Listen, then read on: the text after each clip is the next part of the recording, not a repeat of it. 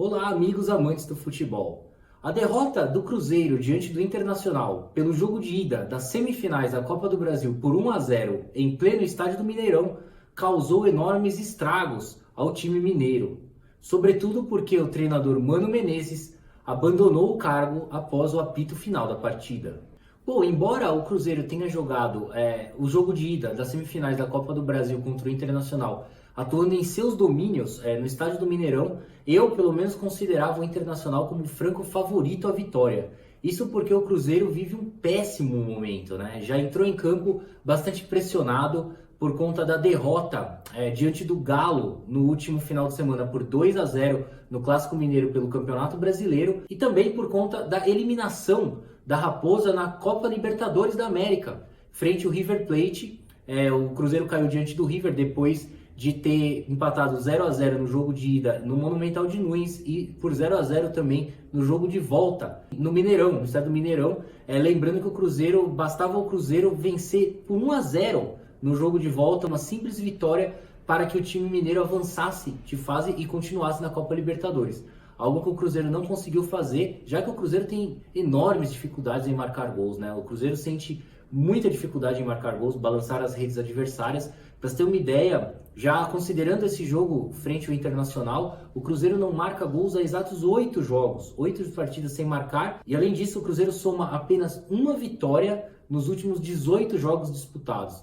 Portanto, o Cruzeiro já vivia um momento bastante tenso, bastante turbulento. E no final das contas, essa derrota diante do Internacional acabou fazendo com que o Mano Menezes não suportasse toda essa pressão e sucumbisse do comando técnico da equipe. Ao analisarmos a partida do Cruzeiro contra o Internacional pelo jogo de ida das semifinais da Copa do Brasil, chegamos à conclusão que o Cruzeiro realmente sente enormes dificuldades em marcar gols. Para você ter uma ideia, a Raposa finalizou apenas uma vez em direção ao gol do Internacional durante os 90 minutos da partida. Muito pouco, né? Uma finalização apenas, enquanto o Inter finalizou 5 vezes em direção ao gol do goleiro Fábio. O Cruzeiro até obteve mais posse de bola em relação ao adversário durante a partida, somando 64% de posse de bola contra 36% do Internacional. Trocou mais passes também do que o Inter, foram 593 passes da equipe do Cruzeiro contra 344 passes do Inter, mas é uma posse de bola bastante irrisória ali, sem objetivo, né? Muita troca de passe no campo defensivo. Portanto, esse montante aí de posse de bola acaba não servindo para nada durante a partida. O Cruzeiro terá a difícil tarefa agora de enfrentar o Internacional em Porto Alegre, no estádio Beira-Rio, onde o Inter é muito mais difícil ganhar do Inter, né? O Inter tem um excelente desempenho atuando em seus domínios. O Cruzeiro terá uma difícil tarefa agora, ainda mais agora, sem Mano Menezes no comando.